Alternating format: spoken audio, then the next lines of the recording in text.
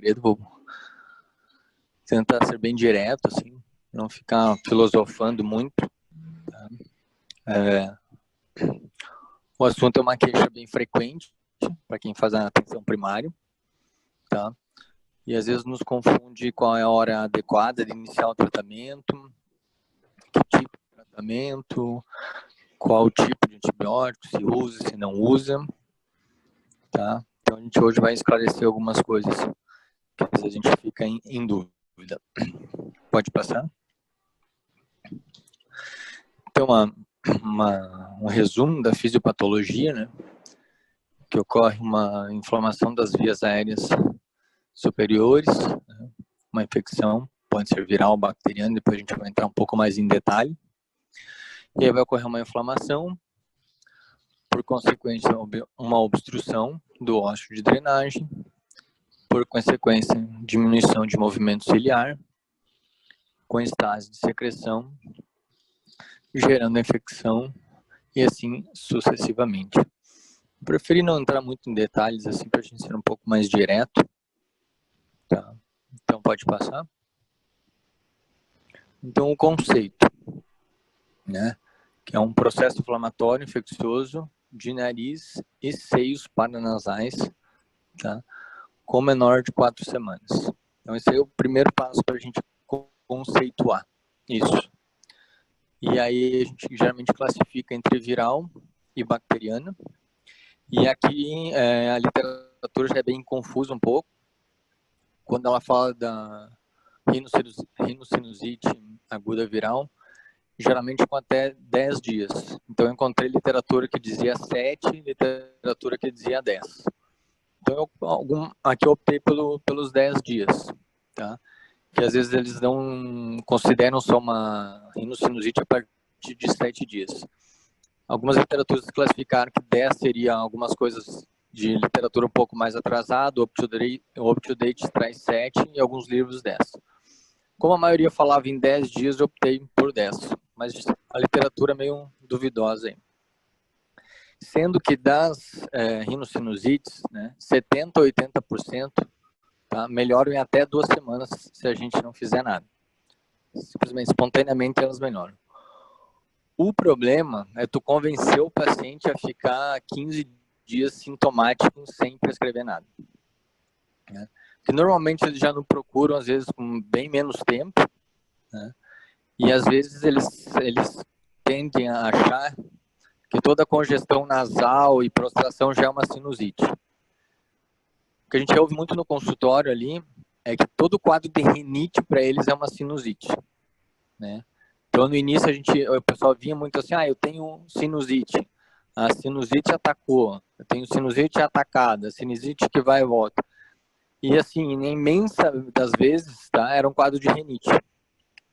Então, para nós, assim, isso no início foi bem difícil, até para tu convencer o paciente a entender que ele sempre entendeu que ele tinha uma sinusite, e agora tu tá mudando o diagnóstico, e aí o tratamento ficava mais fácil, ele conseguia entender que aquilo que ele tinha não era tão grave.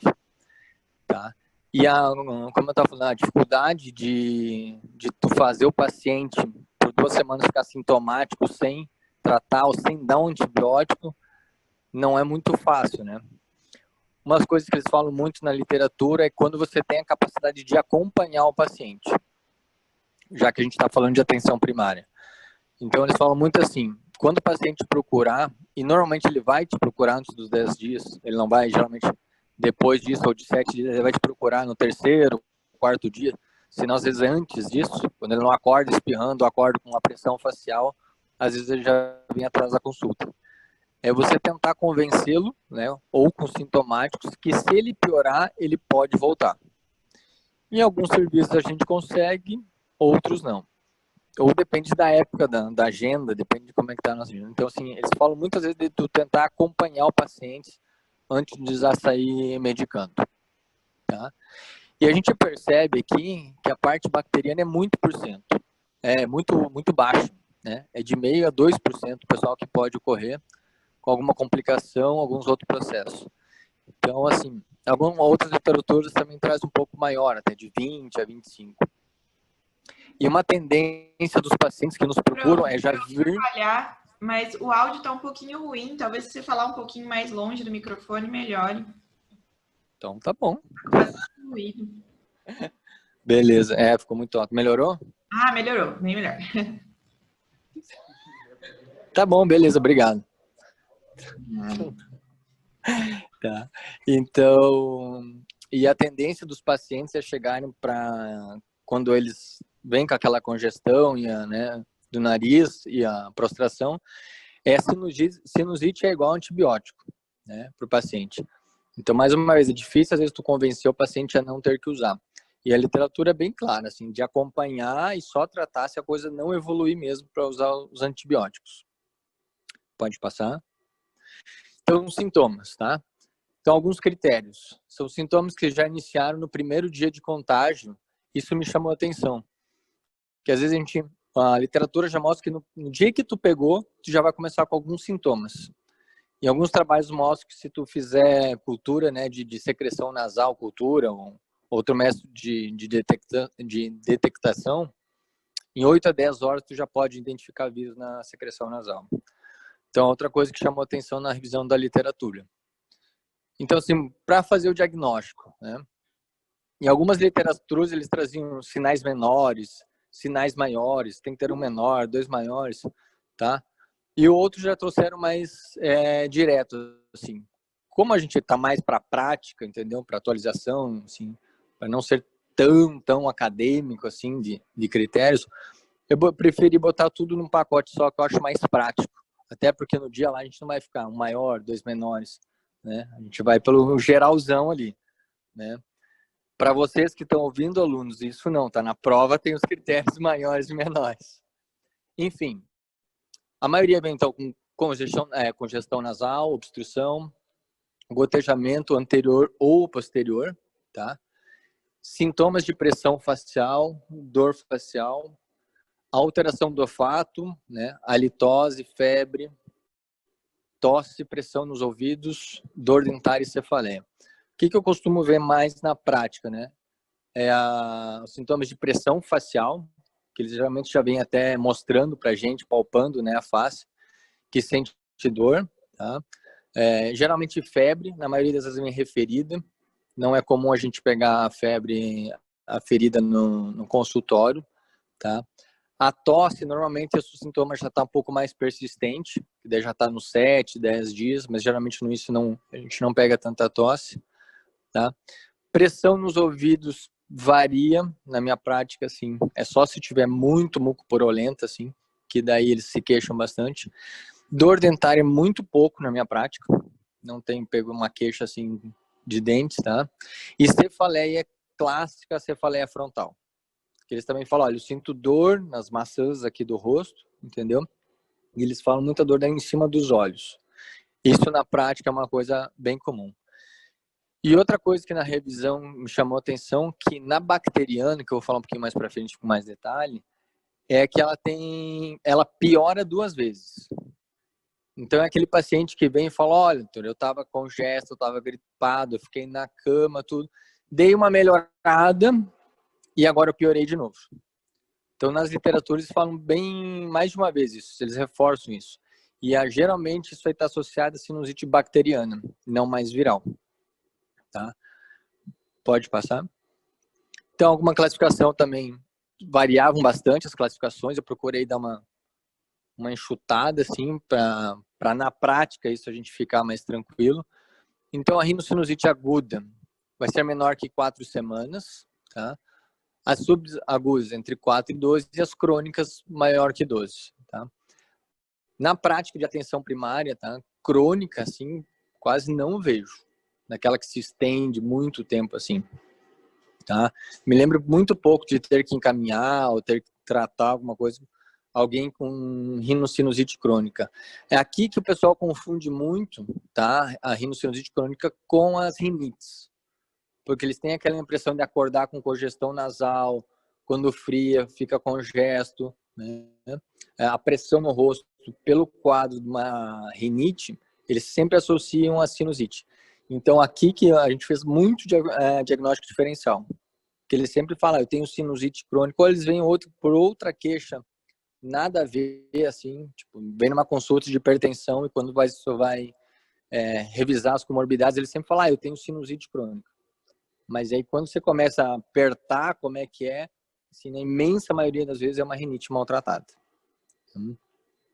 Então, e a aguda recorrente, ou seja, né, que ele vai ter, vai melhorar, dali um tempo vai ter de novo, vai melhorar, que também na prática eu vejo pouco, assim, para a gente fazer o quadro de sinusite mesmo, ter que tratar, orientar, assim, maior que 4 vezes no ano, muito pouco, tá? Ainda mais no nosso clima aqui, que geralmente a gente pega frio mesmo, assim, sei lá, por ano, umas 2, 3 semanas e olha lá, e na maioria das vezes também não chove, é quente.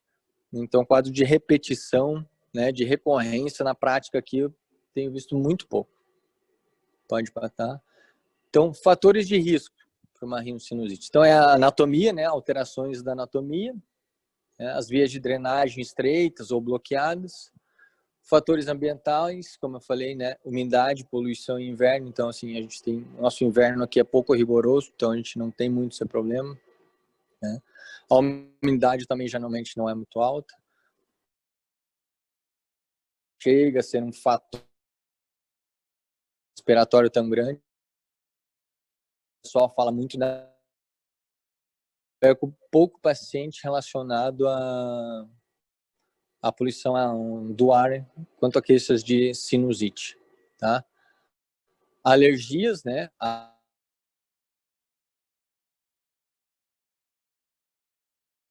Rinite, sim, é um fator. As rinites maltratadas acabam evoluindo para a nossa rotina. Algumas lesões ciliares, né, que vão diminuir o fluxo, né, a mobilidade dos cílios, causando aumento do espessamento, aumento ai, me faltou a palavra, da rinorreia ficando mais congesta, tá? Outra coisa que chamou a atenção que é o convívio com crianças em idade escolar. A Gabriela acho que vai falar, ou em alguma aula eu já falei, da puericultura, não lembro se ela comentou, que geralmente crianças em idade escolar, né, as pequenas vão ter aí de 8 a 12 infecções por ano, né, principalmente as pequenininhas mais. Então, às vezes, é um gatilho para a gente acabar se contaminando. E dificilmente você vai ter em casa mesmo uma criança gripada que tu não vai abraçar, que tu não vai beijar, né?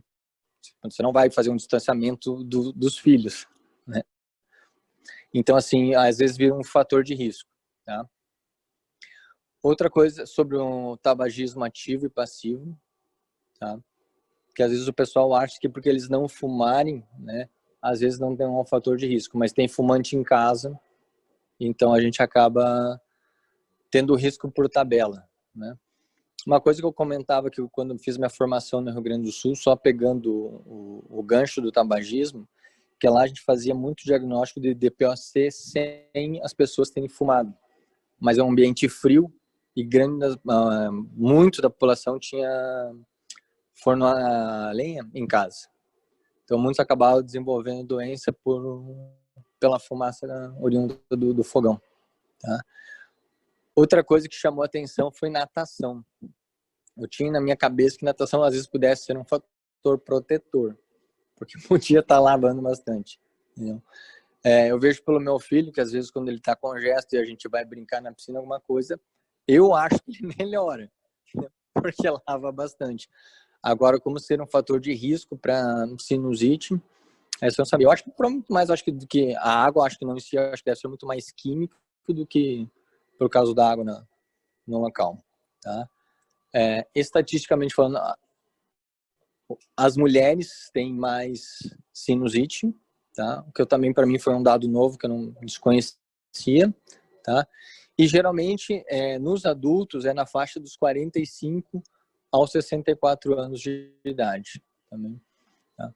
Na prática, assim, de mulher ou homem, não vejo diferença, mas a literatura traz bem como as mulheres. Pode passar. Então, a etiologia, né? Os principais vírus, tá? São o rinovírus, o parainfluenza e influenza, né? E as bactérias como a Streptococcus pneumoniae e o H. influenza, tá? Esses aí são a grande maioria deles ali. Pode passar. Então, exame físico, né? É observar a rinorreia, muco purulenta geralmente anterior, né? O paciente vai tossir, ou vai espirrar, ou às vezes ele vai assoar o nariz dentro do consultório e a gente consegue observar a coloração da secreção, tá? Ou muitas vezes, né, que nem vai falar na horoscopia, quando você vai ver a cavidade oral, quando você abaixa a língua, você muitas vezes vê o gotejamento posterior, né? Geralmente é um paciente que sempre, às vezes, está fungando. Você está conversando com ele que está durante o consultório, né? Edema, né? Hiperemia da mucosa nasal e a hiperemia da horoscopia, tá? Na prática, o que eu vejo mais, assim, tá?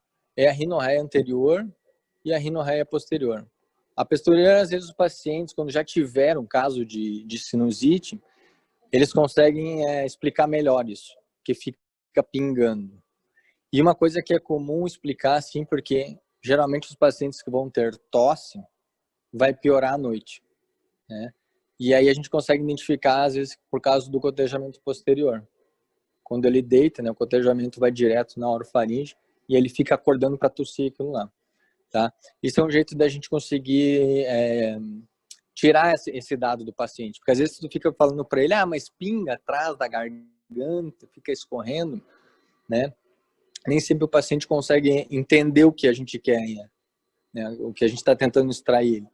Mas quando a gente fala, quando deita, piora a tosse, fica mais claro, tá? Geralmente por causa dessa rinorreia posterior. Pode passar, tá? E uma coisa bem importante, tá? Que o diagnóstico é clínico, tá? Todas as literaturas bateram bastante em cima disso, tá? Raio-X ou toma alguma coisa da sinusite aguda tem que ser clínico, tá? Então, assim, punção de maxilar, coleta de material, tanto via por meato inferior como fossa canina, o padrão é ouro, mas é só realizado imunossupressão ou complicações. E endoscopia nasal, né, que faz parte de investigação de especialista, né, como a gente está falando agora da atenção primária, também a gente acaba não fazendo uso. Então, o paciente que chega com uma clínica bem febre, prostração, dor na face, geralmente a percussão da face, né, o paciente relata que a dor piora quando você aperta a face.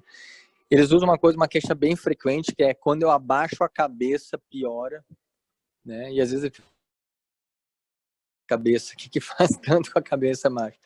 Mas é uma queixa muito frequente, né? No consultório eles demonstram, quando eu faço isso, eles se abaixam para mostrar que piora, tá?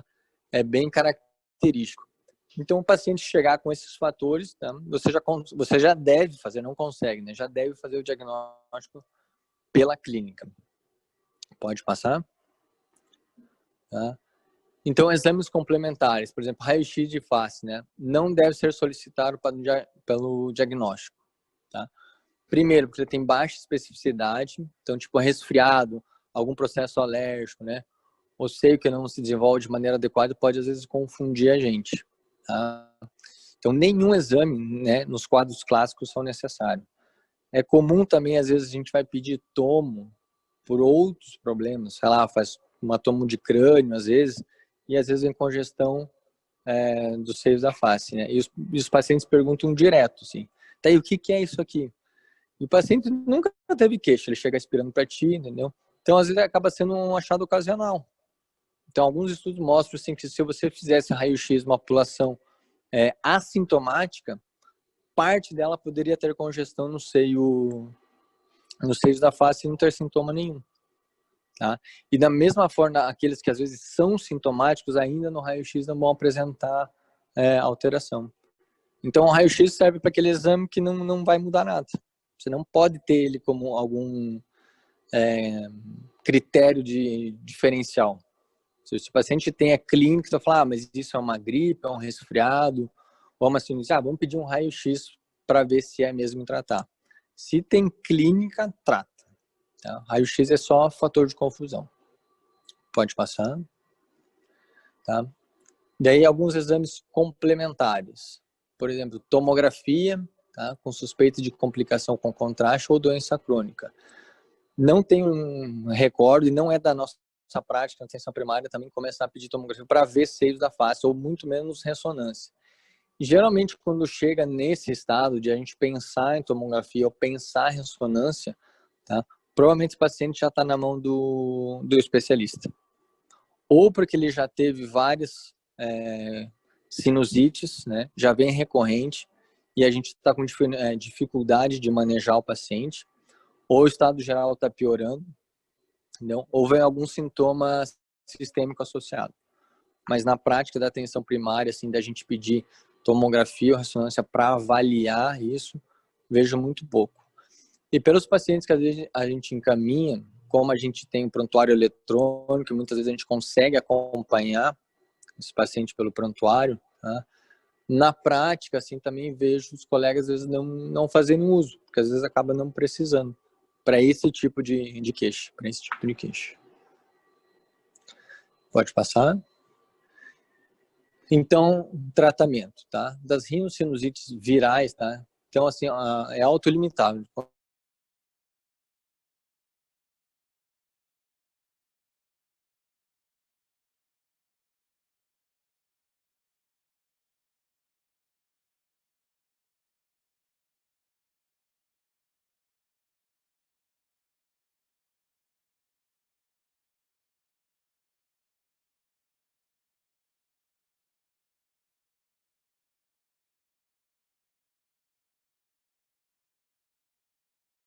Constar.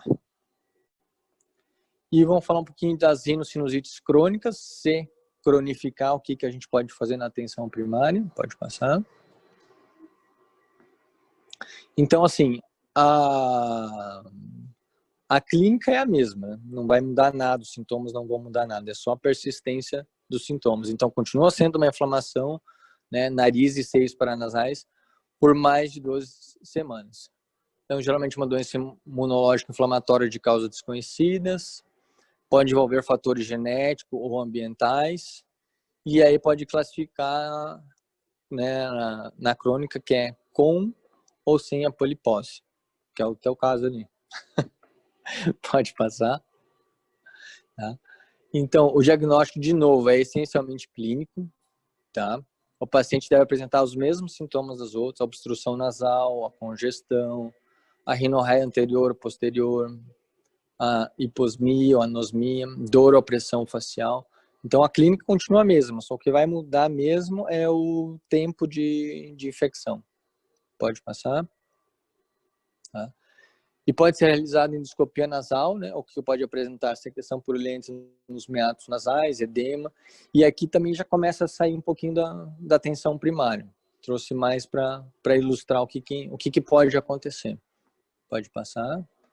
Então, os edemas, né, de concha de meato no meato médio da fossa nasal direita, ali uma imagem, ou pólipo nasal, aqui nessa outra imagem no meato médio. Pode passar. E o tratamento também. Então, assim, se tiver sem polipose, de novo, o corticoide tópico, né? E irrigação salina com suturação fisiológica ou hipertônica. Tá? Então, assim, não vai sair muito do que a gente já vem falando na crônica. Tá? E se tiver necessamento de cirurgia, que é falha no tratamento clínico, né? Drenagem ou aeração dos seios paranasais. Pode passar. Tá? E aí, com polipose, o que ficou mais clássico é que você tem indicação de corticoide oral. Tá? Na prática, também não tenho usado, nunca usei, geralmente na corticoide, é só nasal mesmo. Oral, nasal, perdão. E se cirurgia, né, quando tiver persistência dos sintomas, apesar do tratamento clínico realizado, a exércise de pólipo, nasocinusiais, com abertura e drenagem e aeração dos seios paranasais. Tá? Acho que era isso. Ficou bem sucinto, tá? Mas eu pensei bem direto do que na nossa rotina ali. Alguém tem alguma dúvida? Perguntar? Não? Ali no... Tá tranquilo? Então tá. Beleza? Então encerramos e depois daqui a pouco vem a Gabriela para falar das verminoses, das parasitoses.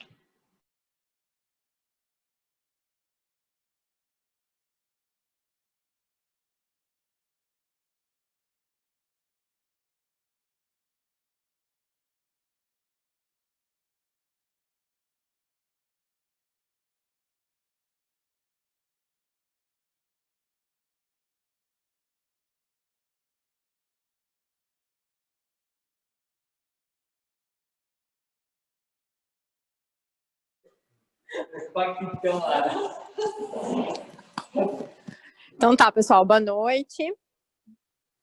Eu vou falar longe de vocês, mas vou falar sem a máscara que eu acho que fica mais claro. Tá bom? Então tá. Na semana passada, então, eu falei um pouco sobre puericultura e essa semana o assunto é parasitoses, tá?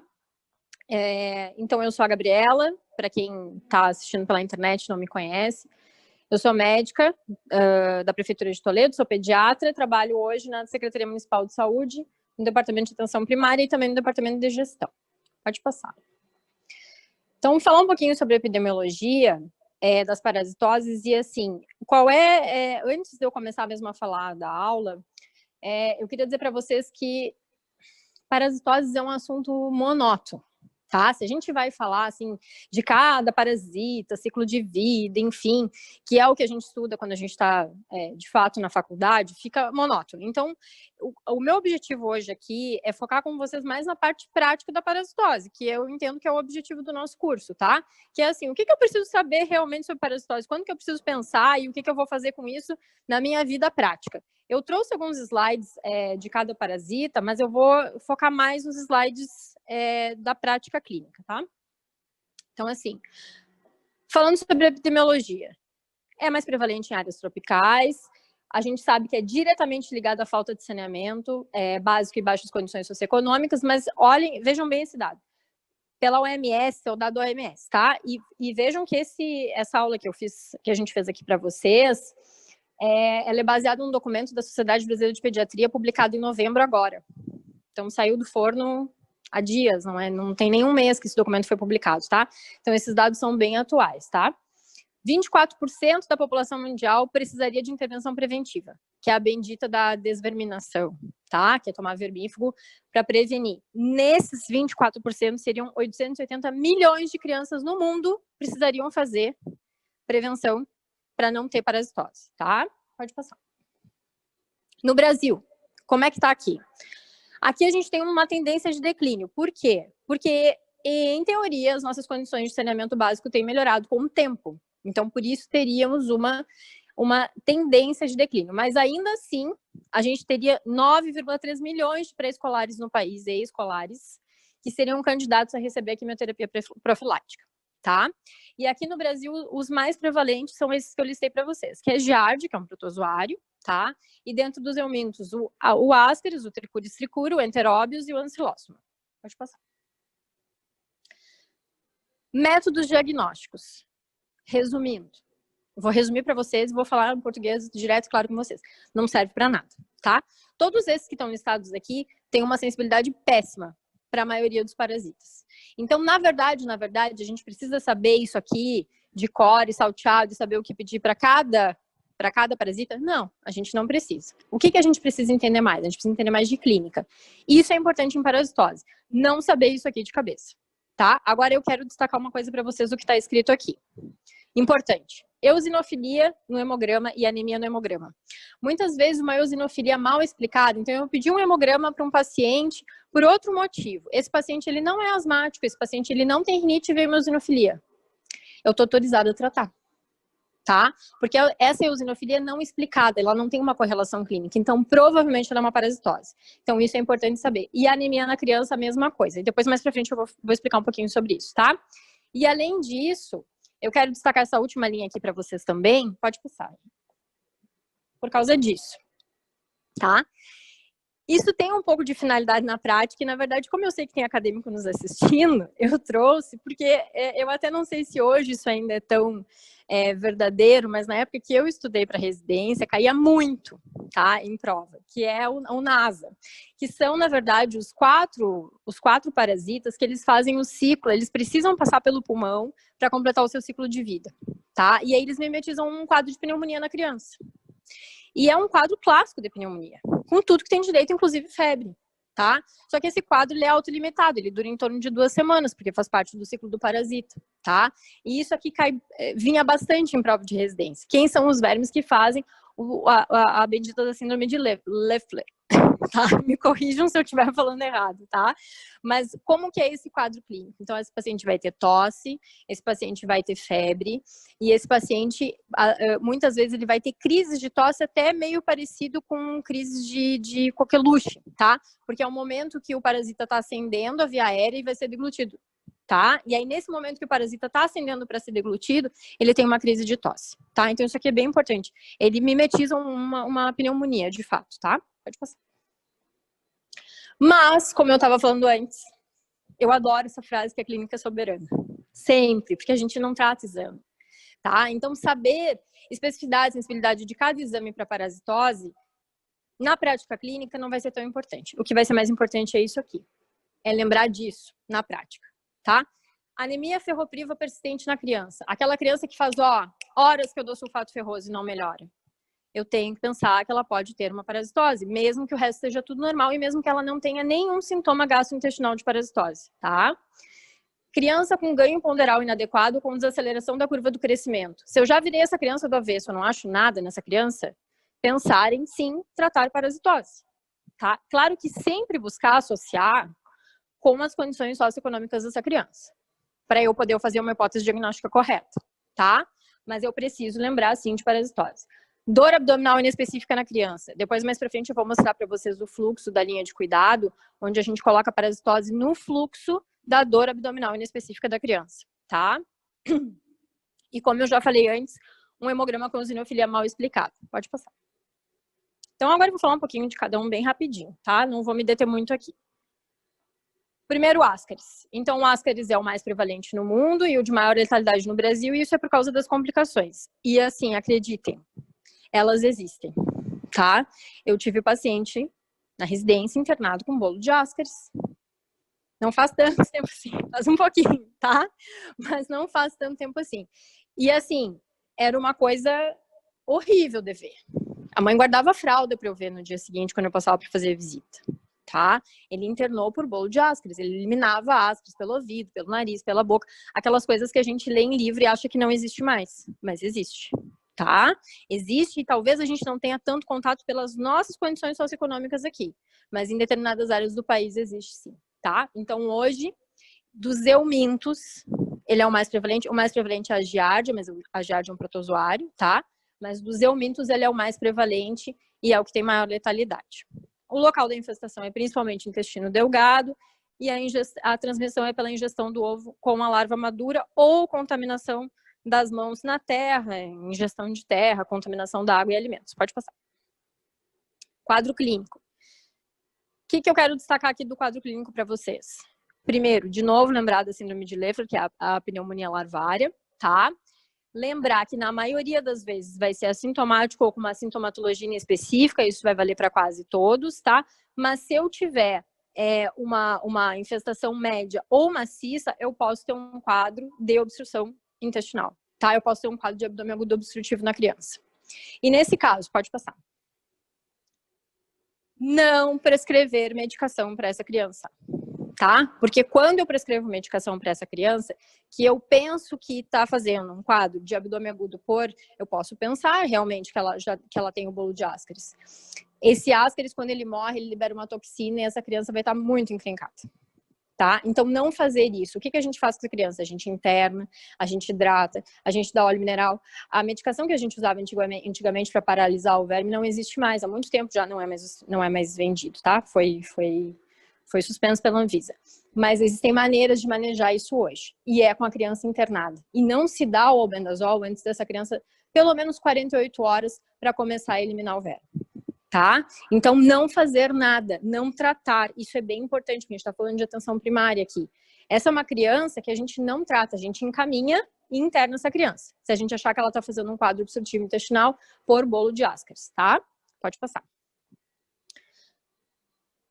Tratamento, albendazol ou mebendazol. É o tratamento de escolha, funciona super bem, tem um excelente espectro contra o Ascaris, as medicações que a gente vai usar para a maioria dos outros. Pode passar, dos outros velhos. O ancilóstomo, então. Mesma coisa, local de infestação, intestino delgado, e a transmissão do ancilóstomo é a penetração das larvas pela pele, então não é por ingestão, tá? É pela pele, pode passar. Quadro clínico, na maioria das vezes assintomático, mesma coisa. Ou quadro clínico inespecífico, tá? Pode também fazer a pneumonite larvária, que eu já falei para vocês. A dermatite é um pouco mais expressiva que a de outros vermes, tá?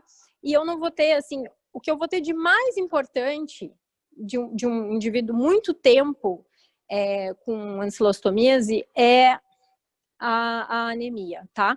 Porque existe uma perda de sangue importante no ancilóstomo.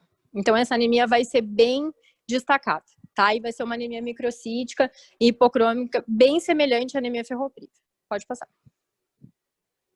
Tratamento, albendazol e mebendazol. E vocês vão ver que eu vou repetir isso várias vezes, porque o albenda e o mebenda são os que pegam melhor a maioria dos vermes. Pode passar. Estrongiloides.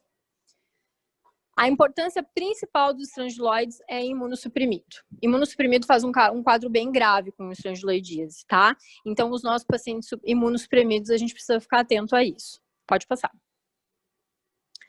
Em imunossuprimido, então, pode fazer uma estrongiloidíase disseminada. O que acontece? O estrongiloides, ele leva as enterobactérias do intestino para outros locais do corpo quando ele migra. Então, ele faz sepse, tá? E aí, sepse imunossuprimido é uma ótima receita para dar um problema bem grande, tá? Então, esse é o problema principal dos estrongiloides, por isso tem que tratar mais agressivamente se o paciente for imunossuprimido e tiver suspeição de parasitose. Pode passar.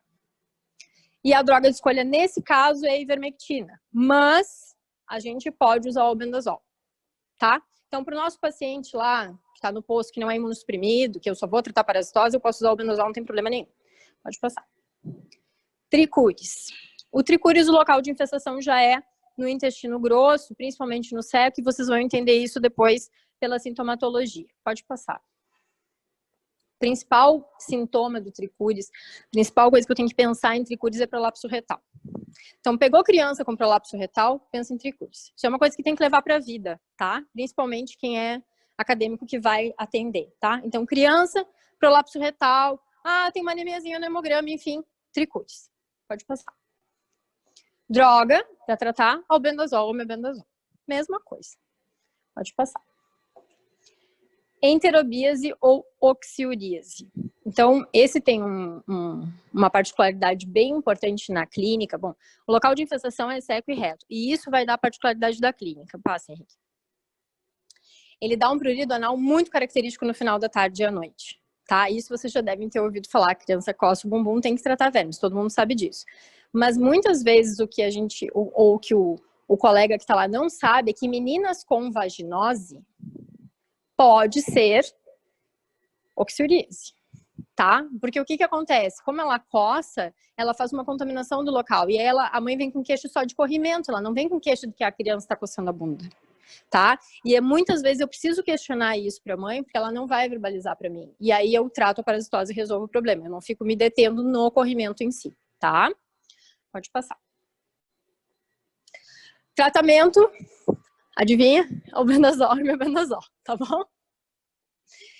Teníase. A teníase eu coloquei porque existe uma crença popular relacionada à carne de porco, carne de boi da teníase.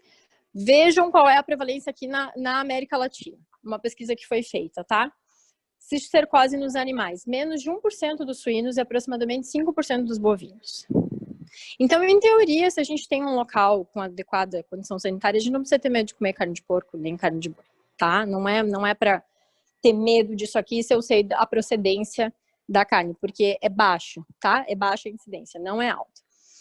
A teníase, a gente tem dois tipos de tênia, que é a Solium e a saginata. Geralmente são vermes que vão estar solitários, mas ela não é tão comum quanto as outras parasitoses, tá? Então ela não tem tanta importância no nosso meio. Ela vai ser quase que um diagnóstico de exclusão dentro das parasitoses. Eu já tratei, não tá funcionando, eu vou pedir exame e aí vou chegar no diagnóstico de tênia, tá? Pode passar. Na maioria das vezes, igualmente, é assintomático, porque a tênia, ela fica habitando o intestino da pessoa por anos. Então, existe relato de pessoas com tênia por 5, 6, 10 anos. E aí vai descobrir lá na frente, quando já tem um quadro de anorexia, náusea, vômito, perda de peso, um quadro mais sistemicamente expressivo, e aí quando vai ver era uma tênia, tá? Pode passar. O tratamento desse é diferente. Olha, temos um tratamento diferente, mas para vocês verem assim, vai ser mais lá para frente realmente, vai ser quase o diagnóstico de exclusão. Vai ser o praziquantel, certo? Pode passar. E aí eu fiz questão de colocar a difilobotríase, que eu inclusive tenho que ler para falar para vocês, porque há um tempo atrás foi bem falado aqui no Brasil, né? Isso teve publicidade, enfim, que não era mais para comer sushi, peixe cru, porque tinha verme, enfim. Eu me lembro que na época eu estava na assistência e eu ouvi demais isso nas consultas, assim, as mães questionaram demais isso, tá? O que aconteceu naquela época? O parasita, só passa o próximo para eu explicar. Ele tem que ficar, quando o peixe ele é procedente de uma área endêmica, ele tem que ficar congelado a menos 20 por 7 dias, tá? E aí, nessa época que aconteceu essa epidemia, digamos assim, no Brasil, houve uma falha nisso, de peixes que vieram de fora e não tinham a conservação correta. E aí, realmente, tá? Teve muita gente contaminada no Brasil com o bicho por causa disso, tá? Mas, assim, no geral, isso já foi resolvido e os restaurantes são para observarem essas normas, tá? Então, em teoria, não vamos ter problema mais com isso, inclusive porque a gente já viu como é que é, tá? Isso foi há um tempo, não tem mais. Hoje não se tem mais relato no Brasil. Hoje, tá? Hoje, esse ano passado, não teve mais nenhum relato, tá? Falar um pouquinho dos causados por protozoário, então. A giardia principal, tá? Disparado. Ela provavelmente é o mais frequente no mundo inteiro. E a giardia, ela não é tão relacionada com a questão do saneamento. Então, ela não escolhe classe, tá? Ela realmente é muito disseminada entre todas as classes socioeconômicas. Inclusive, ali no texto até tinha, né? Inclusive de famílias com renda familiar média ou alta. Tá? E ela se dissemina facilmente entre as pessoas da mesma casa. Por isso, quando eu tenho suspeição de giardíase, é bem importante tratar todos. Não pode tratar só a pessoa, trata todo mundo, tá? O local de infestação é no duodeno, e eu vou destacar isso, pode passar, por causa disso aqui, ó. Ela faz uma síndrome de má absorção. Então, às vezes, a criança chega pra gente com um quadro de diarreia esteatorreica ou com uma síndrome de má absorção de lactose, tá? Parece que a criança é intolerante. Porque, na verdade, o que acontece? Como a giardia ela faz um atapetamento da mucosa, ela cobre toda a mucosa do intestino e o local onde a lactase é produzida é no topo da cripta, tá? E aí não consegue liberar a enzima e por isso a criança faz uma intolerância falsa à lactose.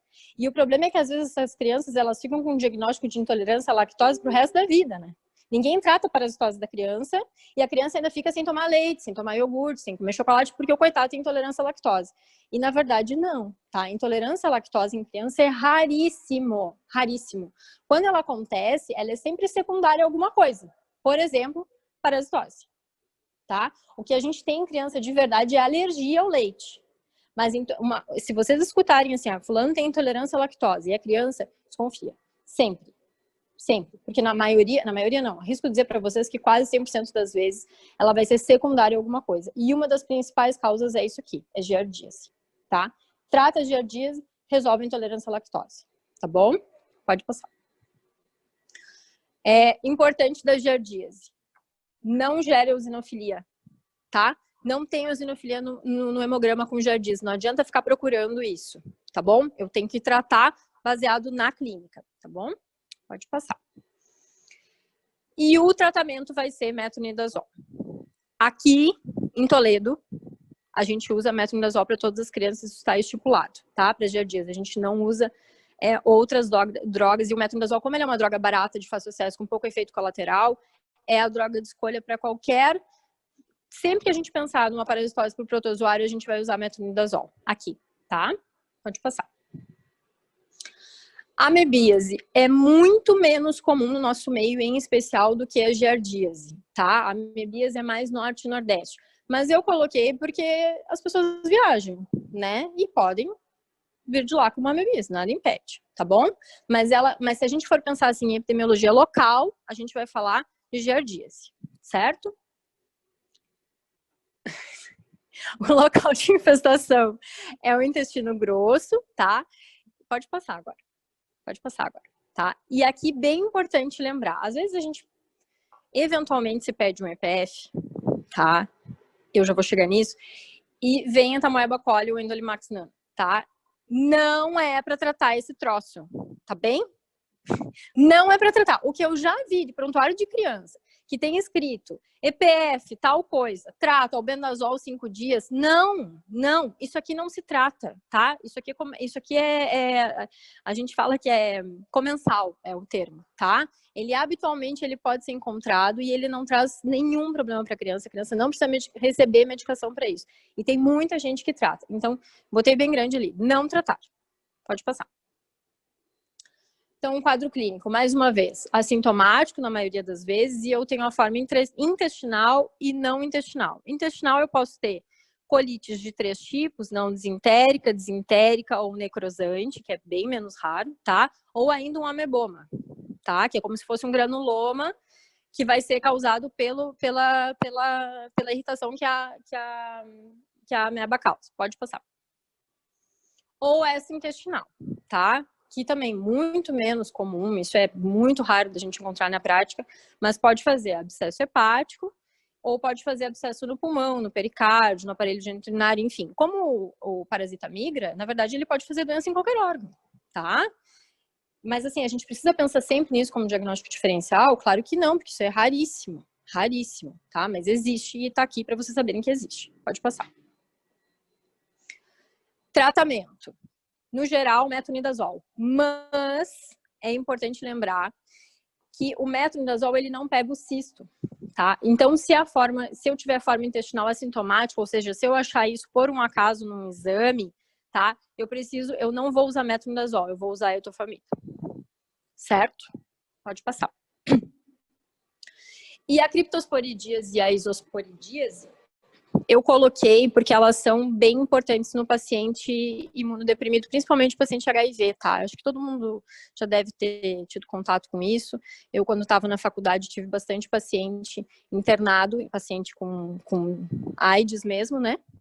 Clínica, internado, tratando Cryptosporidium ou isospora, tá? Então, assim, a gente tem que pensar, se esse paciente ele vem com diarreia, a gente tem que pensar nesses agentes e tratar adequadamente, porque esse paciente, você sabe, um paciente imunossuprimido com um quadro de AIDS e diarreia é um paciente candidato a complicação, internação, enfim, UTI, tá? Pode passar.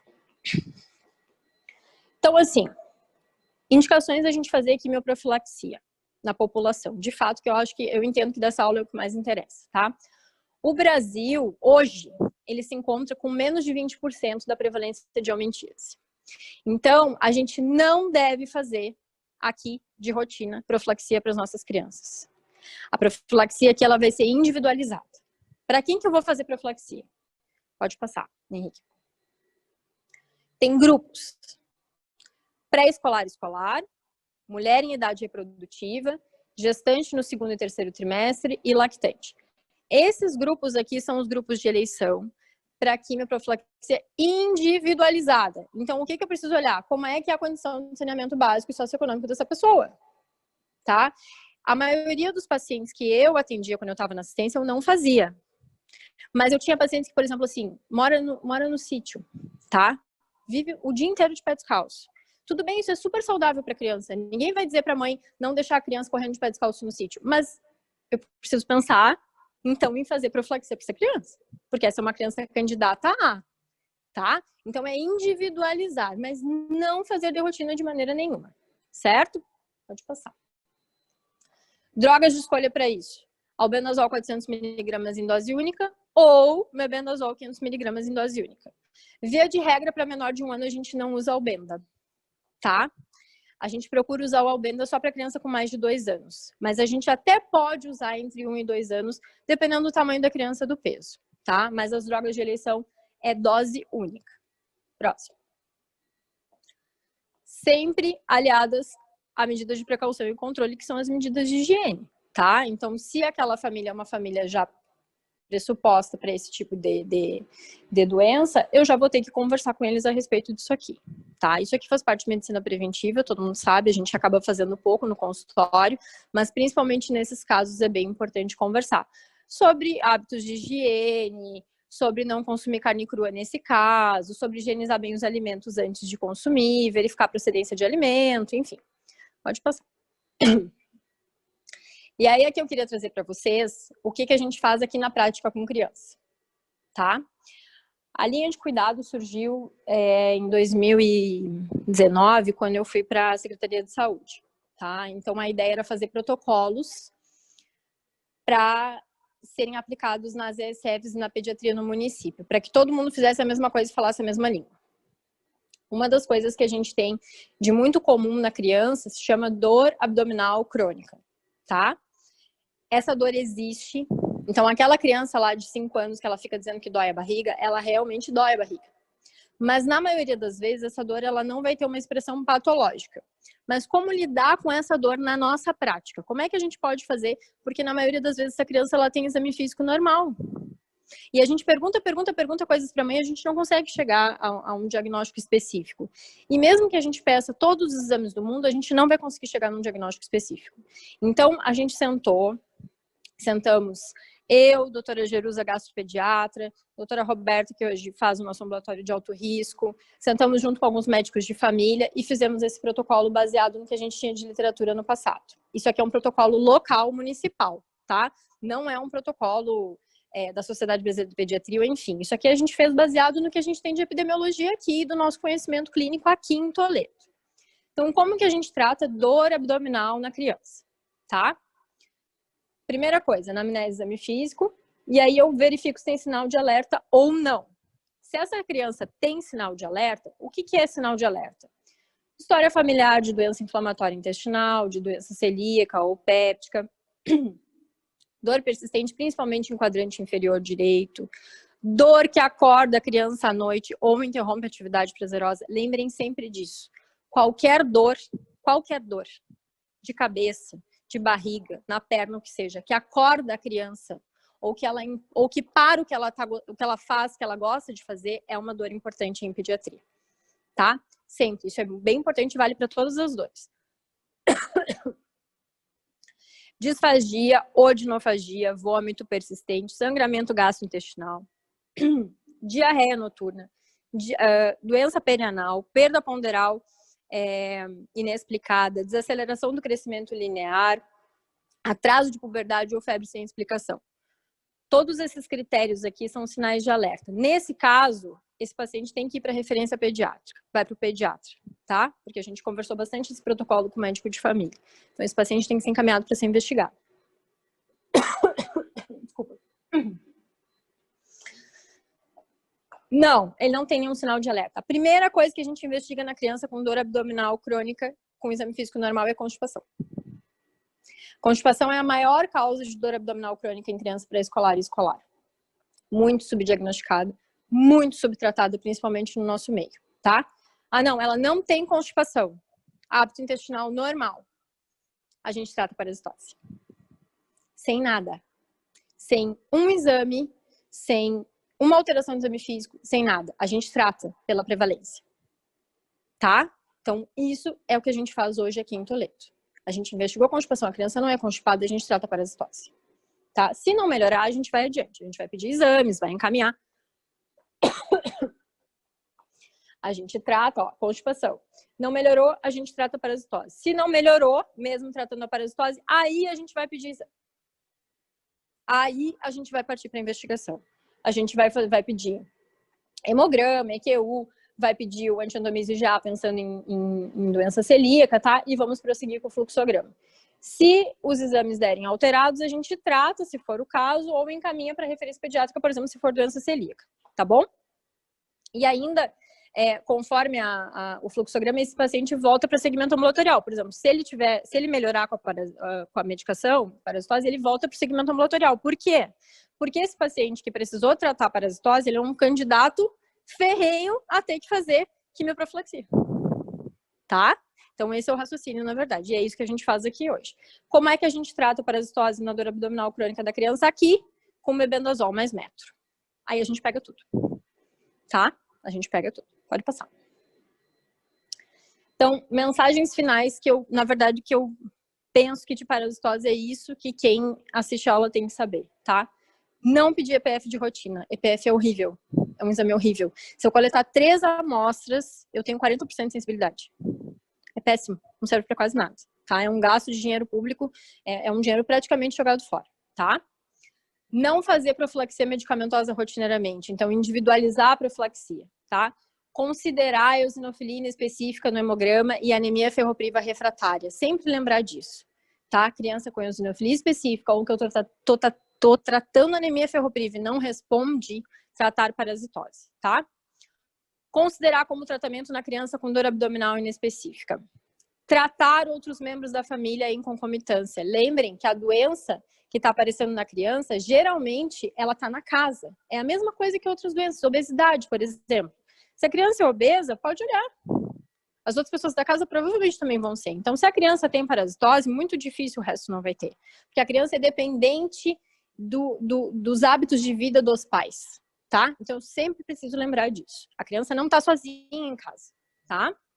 E utilizar sempre fármacos de amplo espectro. Então, albendazol de 3 a 5 dias para os adultos, para tratamento, e para crianças maiores de 2 anos, e mebenda com metronidazol na faixa etária pediátrica, isso conforme a suspeição diagnóstica de vocês, tá? Repetir em 15 dias é conforme o julgamento clínico. Preciso repetir em 15 dias? Vocês acham que essa família vai dar a medicação corretamente? Ou não? Mas só tem um que precisa repetir em 15 dias obrigatoriamente, que é o Oxilus, tá? Esse precisa obrigatoriamente repetir em 15 dias. Porque a fêmea coloca os ovos no ânus, tá? E aí, quando a gente dá a medicação, muitas vezes ficam ovos que não são atingidos pela medicação, entre aspas, tá? E aí a pessoa se reinfecta. Então, eu preciso tratar 15 dias depois. É o único que a gente trata 2 vezes, é o enterópis, tá bom? Que é obrigatório. Os outros a gente vai individualizar. Pode passar. Então, essa é a referência que eu falei para vocês, que saiu quentinha do forno, tá? E eu acho que é isso. Ficou aberto a perguntas. Mensagens finais, para mim, é a parte mais importante, realmente. Certo?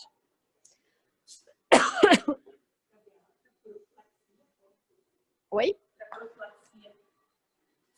A medicação de criança. Maior de 1 ano albendazol, menor de 1 ano mebenda, tá? Se tu for usar para maior de 2 anos, sempre albendazol. Entre 1 e 2 anos, às vezes, a gente pode usar a metade da dose do albendo. Isso, eu botei na questão. Isso. Por isso, assim, o que eu costumo fazer na prática? Toda medicação que tu fica em dúvida se tu pode dar, tu olha o tamanho da criança. Tá? Porque às vezes entre 1 e 2 anos tu tem uns bem grandinhos que na verdade eles têm tamanho de 3 ou 4. E aí para esse tu vai dar bem tranquilo. Agora, por exemplo, tu vai pegar um prematuro que tem 8 quilos com 1 ano e meio, não dá para tu dar o albendazol. Porque a medicação da criança ela é calculada com base na superfície corporal e no peso. Então fica complicado, né? Assim, raciocínio prático, isso sem ser científico, tá? Aí tu opta pelo mebenda. Mas para menor de 1 ano, mebenda, tá?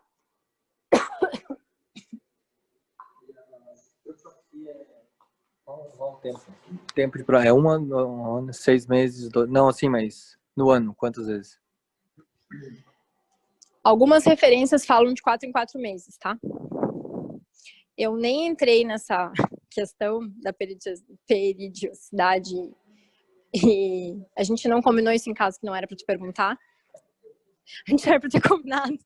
Porque, na verdade, assim, isso é bem polêmico. Eu nem coloquei na aula porque é bem polêmico, tá? Em teoria, a gente tem que pensar que se eu preciso fazer quimioprofilaxia, eu preciso fazer sempre, porque eu fiz hoje, daqui 2 meses ela pode estar se infestando de novo, tá? Então, algumas referências falam de 3 em 3, outras de 4 em 4 e outras de 6 em 6, tá?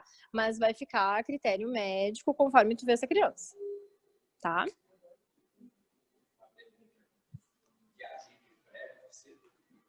Oi? Guiazinho de prédio precisa de profilaxia? Olha, vou dizer uma coisa pra vocês.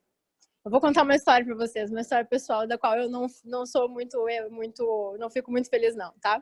Mas assim, a gente foi uma vez para um resort no Nordeste e eu voltei do resort. E aí eu fiquei 6 meses com diarreia crônica, uma diarreia inespecífica crônica, né? E aí vocês sabem, todo mundo sabe que eu tenho doença autoimune. E eu fui consultar e falei, me ralei, né? Quem tem uma doença autoimune tem várias. Eu falei, não é possível. Isso aí é manifestação de doença autoimune. Eu fui no médico, eu já tava com coluna agendada, tudo.